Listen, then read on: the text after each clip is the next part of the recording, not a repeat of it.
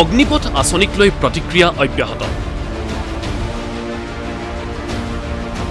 আঁচনিখনক লৈ কেন্দ্ৰীয় প্ৰতিৰক্ষা মন্ত্ৰালয়ৰ উচ্চস্তৰীয় বৈঠক। বৈঠকৰ পাছতে সংবাদমেল সম্বোধন তিনিওটা বিভাগৰ সেনা বিষয়াৰ। সংবাদমেলত কেইবাটাও গুৰুত্বপূৰ্ণ ঘোষণা। কোনো কাৰণতেই বাতিল কৰা নহ'ব এই আঁচনি। ঘোষণা সেনাৰ লেফটেনেণ্ট জেনেৰেল অনিল পুৰীৰ। Coming to rollback of the scheme, no. And why should it be rolled back? It is the only progressive step to make the country young. লগতে এই আঁচনি যে তাৎক্ষণিকভাৱে গ্ৰহণ কৰা সিদ্ধান্ত নহয় সেই সন্দৰ্ভতো স্পষ্টীকৰণ সেনা বিষয়াগৰাকীৰ। 1989 চনত ভাৰতীয় সেনাত এনে সংস্কাৰৰ কথা কোৱা হৈছিল বুলি উল্লেখ।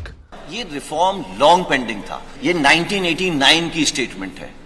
1989 में ये काम शुरू हुआ था। हमारी तमन्ना थी कि ये काम शुरू हो, बट उसकी और भी कई सारी पहलू थे। वो चाहता था कि ऑफिसर की एज कम हो, कमांडिंग ऑफिसर की एज कम हो, टीथ टू टेल रेशियो कम हो, तो एक एक करके ये काम शुरू करा गया।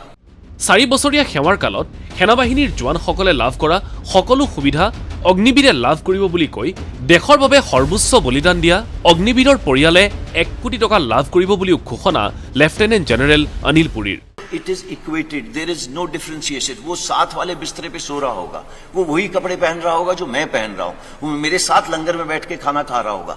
There is no difference. कोई अलग बैरक नहीं बना दी अग्निवीर के लिए, बिकॉज उसने लड़ाई कल हमारे साथ करनी है, और अगर वो हमारे साथ देश के लिए बलिदान देगा तो there is, I mean, कोई गुंजाइश ही नहीं है उसको हम किसी तरीके से रत्ती भर भी उसको हम अपना छोटा सोचें। However, देश की सेवा करने के लिए जो सर्वोच्च बलिदान देगा उसको तकरीबन 1 करोड़ का इंश्योरेंस मिलेगी अगर उसने अपने देश के लिए किसी वजह से बलिदान दिया।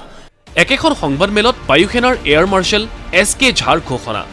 বায়ুসেনাত অগ্নিবীৰৰ পঞ্জীয়ন প্ৰক্ৰিয়া 24 জুনৰ পৰা আৰম্ভ হ'ব আৰু পৰৱৰ্তী জুলাইত বাছনি পৰীক্ষা অনুষ্ঠিত হোৱাৰ পাছতে উত্তীৰ্ণসকলে ডিচেম্বৰত লাভ কৰিব নিযুক্তি। একেদৰে নৌসেনা আৰু স্থল সেনাতো অগ্নিবীৰৰ পঞ্জীয়ন প্ৰক্ৰিয়া চলিত মাহৰ শেষৰ ফালে হ'ব বুলি ঘোষণা দুয়োটা বিভাগৰ বিষয়াৰ। तो जैसा कि एयरफोर्स ने बताया कि हम लोग ने भी अपनी रिक्रूटमेंट प्रक्रिया शुरू कर दी है और अगले 2-3 दिनों में 25 जून तक जो हमारा एडवर्टीजमेंट है वो मिनिस्ट्री ऑफ इंफॉर्मेशन ब्रॉडकास्टिंग में पहुंच जाएगा। ये अग्निवीर का जो रिक्रूटमेंट प्रोसेस है ये हम ऑलरेडी वेबसाइट पे लगा चुके हैं, terms and conditions and eligibility criteria.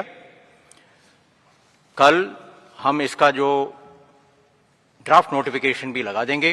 ইফালে 4 বছৰ কাৰ্যকাল সম্পূৰ্ণ কৰাৰ পাছত মূলসুঁতিৰ সেনাবাহিনীত নিযুক্তি লাভ নকৰা 75% অগ্নিবীৰৰ ভৱিষ্যতৰ নিৰাপত্তা সন্দৰ্ভতো তাৎপৰ্যপূৰ্ণ মন্তব্য কৰে সেনাৰ লেফটেনেণ্ট জেনেৰেলগৰাকীয়ে।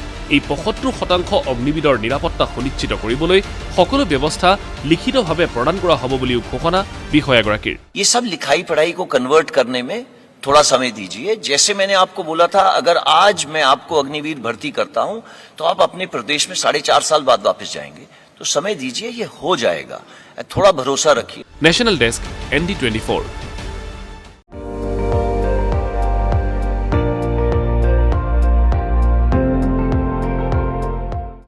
আপুনি চাই আছে ND24, সৰ্বশ্ৰেষ্ঠ নহয় সৰ্বোত্তমৰ দৌৰ।